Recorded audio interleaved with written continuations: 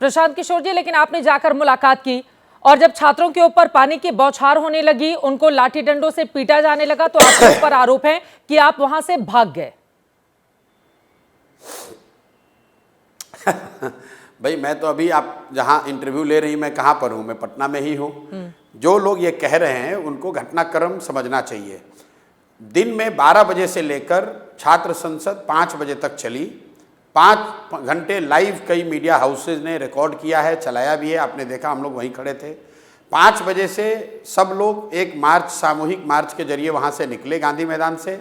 फिर आकर जहाँ पुलिस ने रोका, 1 किलोमीटर दूर गांधी मैदान से निकलने के बाद पुलिस ने रोका, वहाँ पर हम लोग रोड पर बैठ गए और वो सारे लोग, सारा जत्था, 15,000 से ज़्यादा छात्र शांतिपूर्ण तरीके से वहाँ सड़क पर करीब करीब 2 घंटे बैठे रहे। मैं वहाँ सबसे आगे खड़ा था, पुलिस के सामने मैं खड़ा था।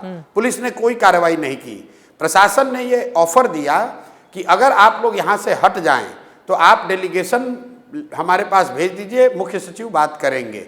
जब प्रशासन ने ये ऑफर दिया, चूंकि ये मांग ही हम लोग यही कर रहे हैं कि भाई सरकार को बात करनी चाहिए, जब प्रशासन ने इस बात को स्वीकार कर लिया तो हम लोगों ने छात्रों को ये कहा कि आप अपना डेलीगेशन मुख्य सचिव के पास भेजिए और हम लोग, जो लोग घर जाना चाहते हैं वो घर जाएं और हम में से जो लोग गांधी मैदान में वापस जाकर बैठना चाहते हैं वो वापस बैठेंगे।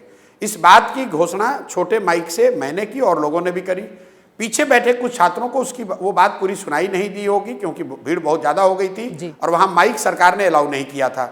उसके बाद मैं पीछे जाकर गांधी मैदान में बैठा कई सैकड़ों छात्रों के साथ। कुछ छात्र वापस घर चले गए सुनने के बाद। पूरी संख्या में से 2-2.5 हजार छात्र वहां बचे रह गए थे। फिर गांधी मैदान में 35 मिनट बैठने के बाद जब सारा मामला खत्म हो गया तब मैं वहां से निकला हूं। निकलकर मैं आया हूं शेखपुरा हाउस, जो वहां से 5 किलोमीटर दूर है जहां मैं रह रहा हूं। उसी बीच पुलिस ने उन बचे हुए छात्रों पर पहले पानी की बौछार की, फिर मारपीट की और बर्बरतापूर्ण लाठीचार्ज किया। मेरा कहना यह है कि अगर कुछ गलत हो रहा था तो उस गलत को करने वाला तो सबसे पहले मैं था। तो जब मैं वहां खड़ा था तब आप मुझे गोली मार देते, आप मुझे अरेस्ट कर लेते, लाठीचार्ज कर देते।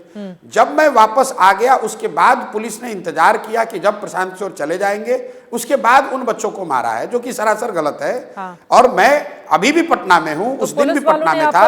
अगर सरकार का आरोप है, प्रशासन का आरोप है कि प्रशांत, आप ही कह रहे हैं कि आपके चले जाने के बाद लाठीचार्ज हुआ, तो पुलिस वालों ने आप पर मेहरबानी क्यों दिखाई?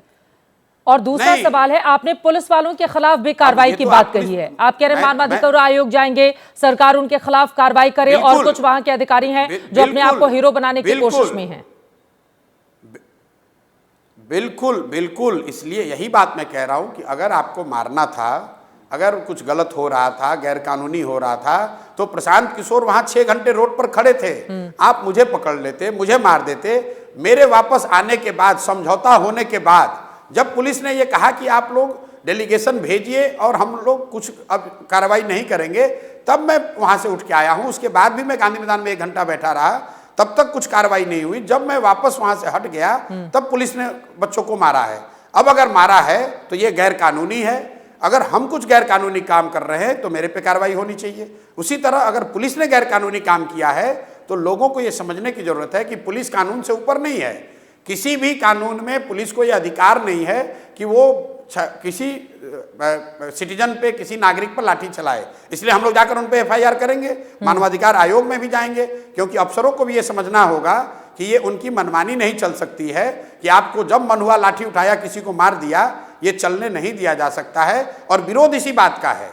जिस तरह बिहार में लालू के राज में कभी अपराधियों का राज चलता था, उसी तरह नीतीश कुमार के गलती से पूरे राज्य को अधिकारी चला रहे हैं और जो मन हो रहा है वो कर रहे हैं।